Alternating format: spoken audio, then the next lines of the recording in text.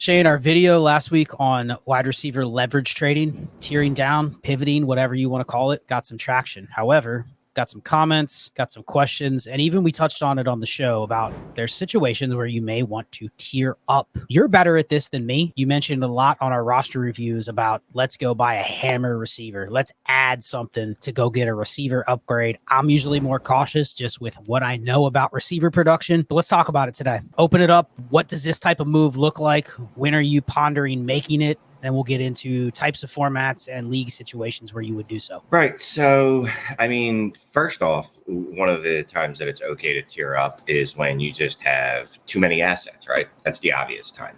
When you have, let's say you have 4 wide receiver 2s, no wide receiver 1s, and you're like, well, I need to combine these and I need to tier up at wide receiver. Get me a legit wide receiver 1. I often like to say you don't have any pizzazz on your team. You can tell when you look at your wide receivers. It's important that you have assets to do it because, quite honestly, I always want to tier up, even when I don't have the assets. And sometimes I have to stop myself because it doesn't make sense. Like, it might not make sense to go, well, I love Chris Olave, so I'm going to give up George Pickens and 2 firsts for him. You know, the math on that is not particularly good. I love Jamar Chase. I'm going to give up Garrett Wilson and what looks to be an early first rounder next year. That's probably a bad way to go about it. But if you have the assets, I do say you can go for it. Now, you have to be flush with assets. You should be able to tell if you're flush with assets. You should know that, do I have multiple 24 picks? Do I have multiple 25 picks? That's another thing I like to do when I'm tiering up is I try to kick the hurt down the road.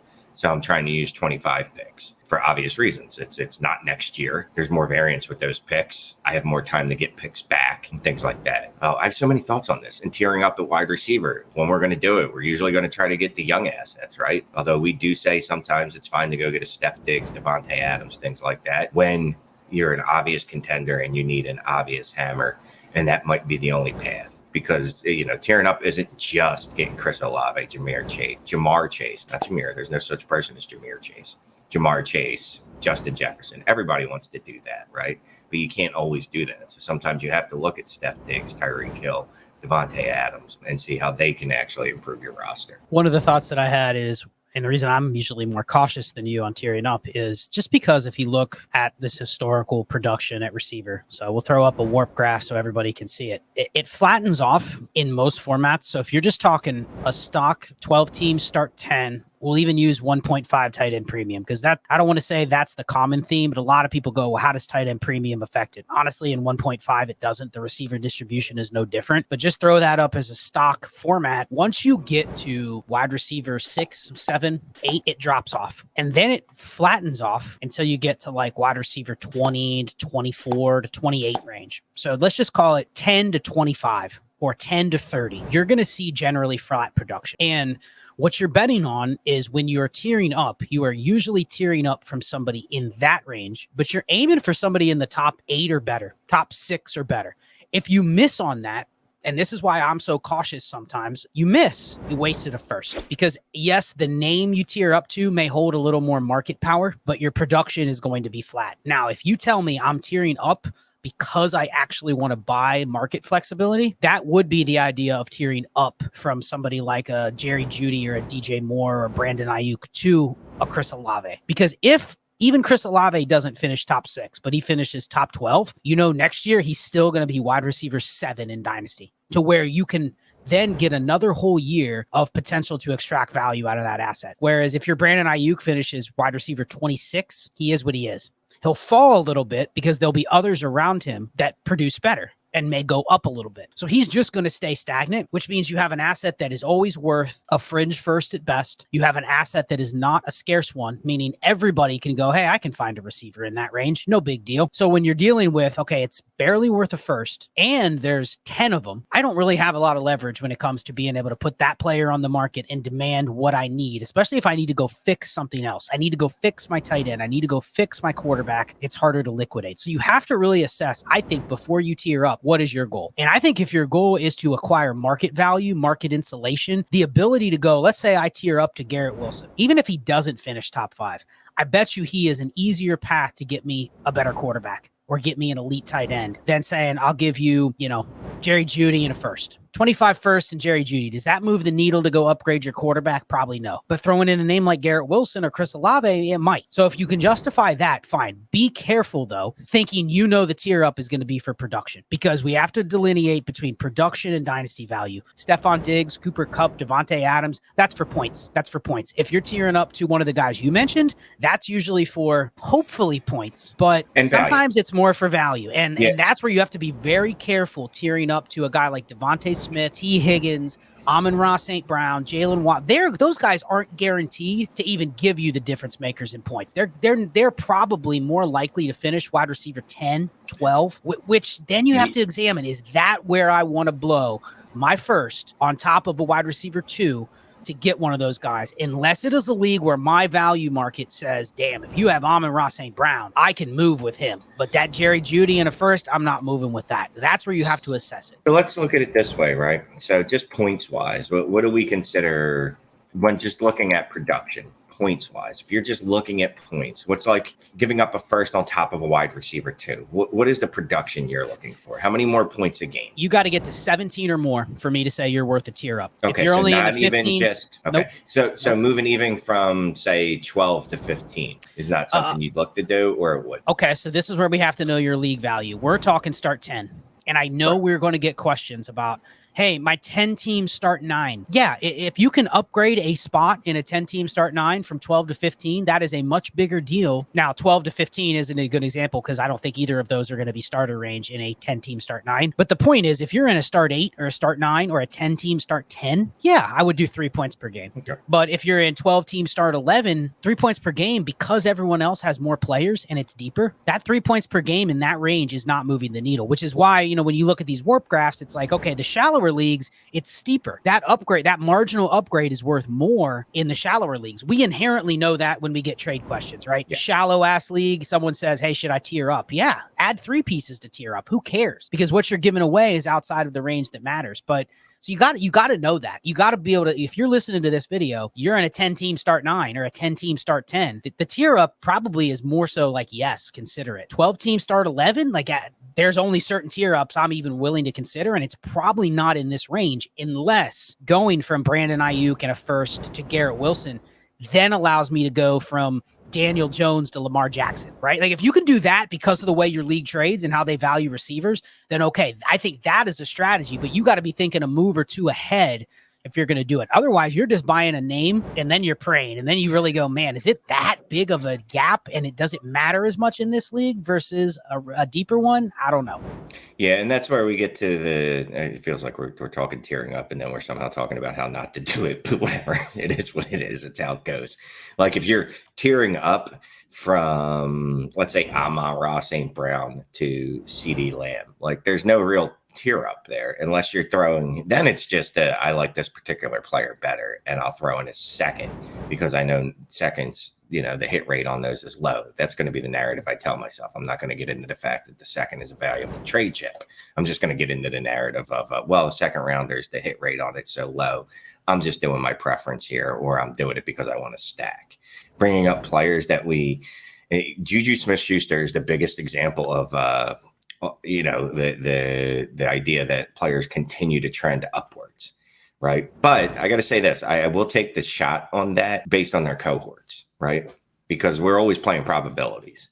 So that's why when I talk about Garrett Wilson and Chris Olave, I'm so high on them because I look at what they did and compare it to what other rookie wide receivers have done. And we go, okay, at worst, these two are probably low-end wide receiver ones. And tearing up for that at that age, the value is going to pay off on itself. It does get where I guess, let me ask you this. What's more important to you?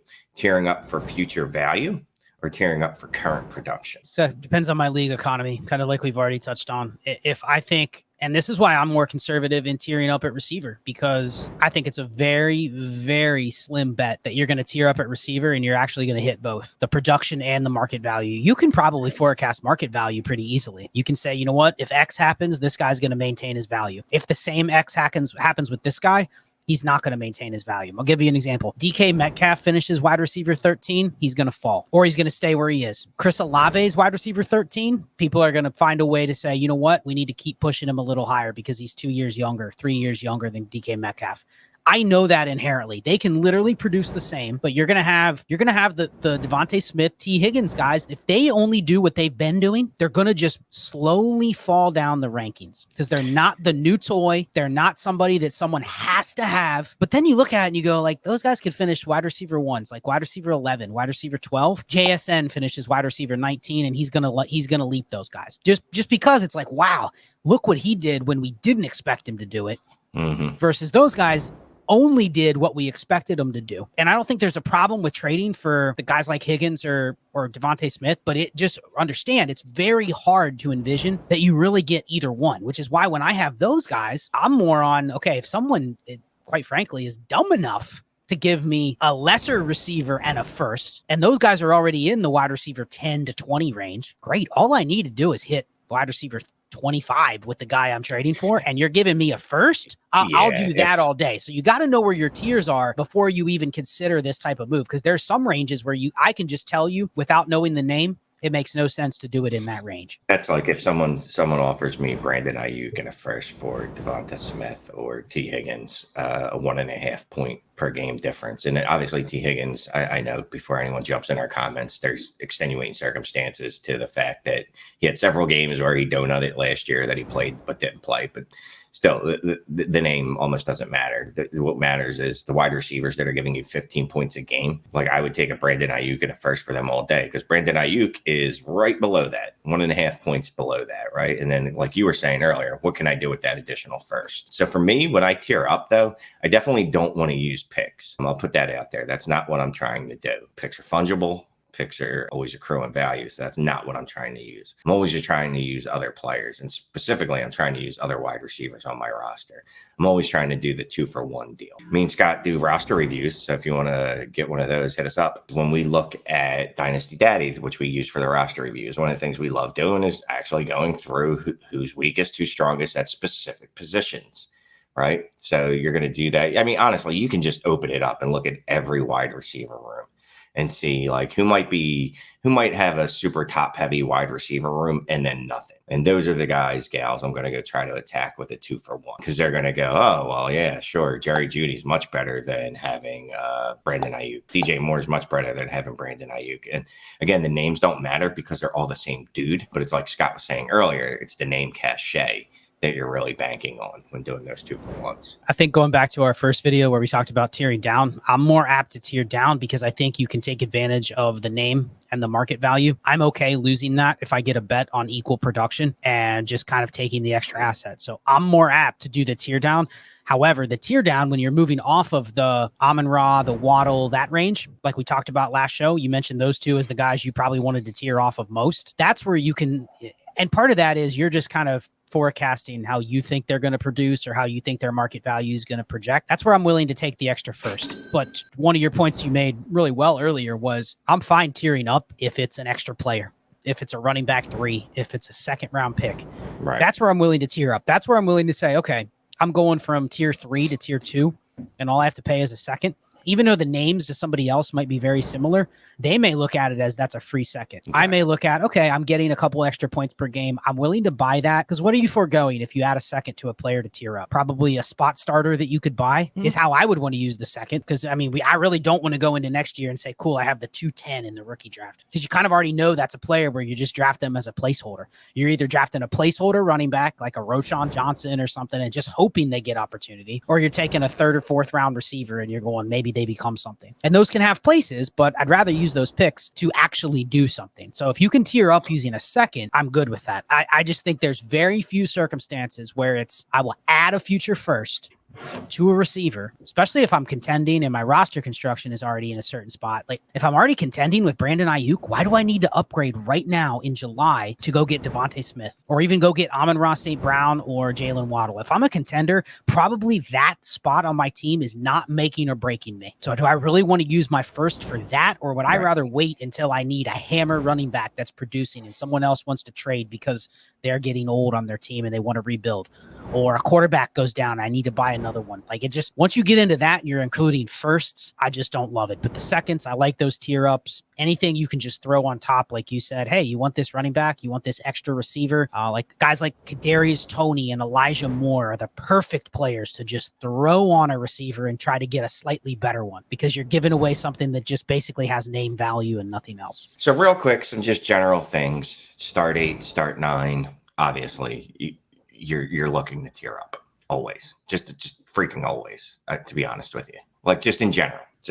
You start getting in the start 10s, start 11s. You get in the start 12, start 13s that we both play in. I don't even think about tearing up in a start 13, start 12, start 11s. It's debatable, again, depending on my assets. Start 10, I'm still in that range of, I'm looking to tier up if possible.